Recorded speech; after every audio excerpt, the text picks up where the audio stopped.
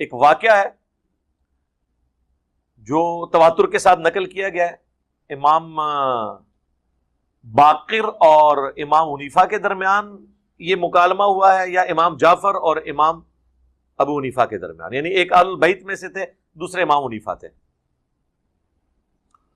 तो वो अहलुल बैत के जो इमाम थे, इमाम बाकिर या इमाम बाकिर के बेटे इमाम जाफर, वो इमाम हनीफा को समझाने के लिए कि चूंकि इमाम हनीफा अक्सर मामलात में अकल को दखल देते थे और बाद में अहादीस उसके खिलाफ निकलती थी। एक वारदात मिर्ज़ा जेलमी ने झूठ बोलते हुए, किज़ब बयानी करते हुए की है।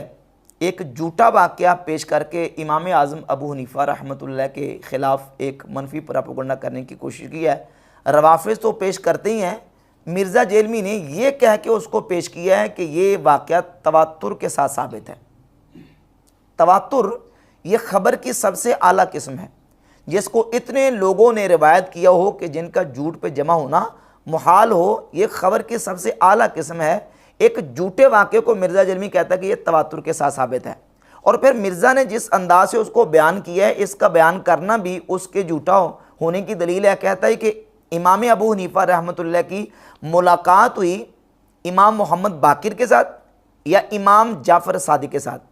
अहलुल बैत के दो इमामों में से कोई एक इमाम था और इमाम अबू हनीफा की उनसे मुलाकात हुई।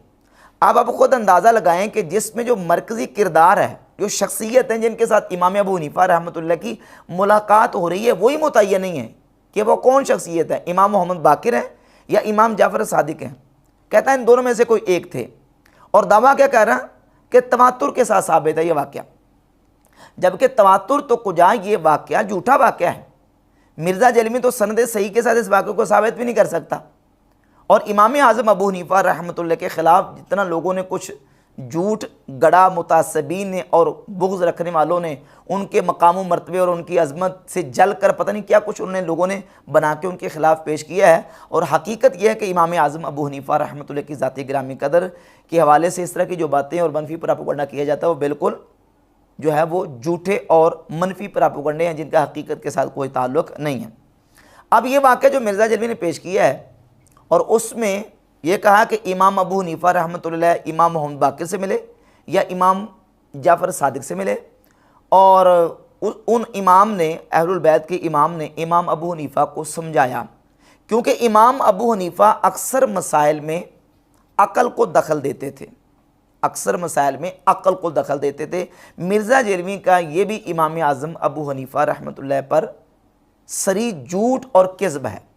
इमाम आज़म अबू हनीफा रहमतुल्लाह का जो मनहज है और जो मसाइल के इस्तिंबात व इस्तिखराज का जो उनका उसलूब है, और उनके यहाँ तो अदिल्ला अरबा हैं, सबसे पहले किताबुल्लाह कुरान मजीद, फिर सुन्नत रसूल, फिर इजमा, और फिर उसके बाद चौथा मरतबा आता है क़ियास और इज्तिहाद का।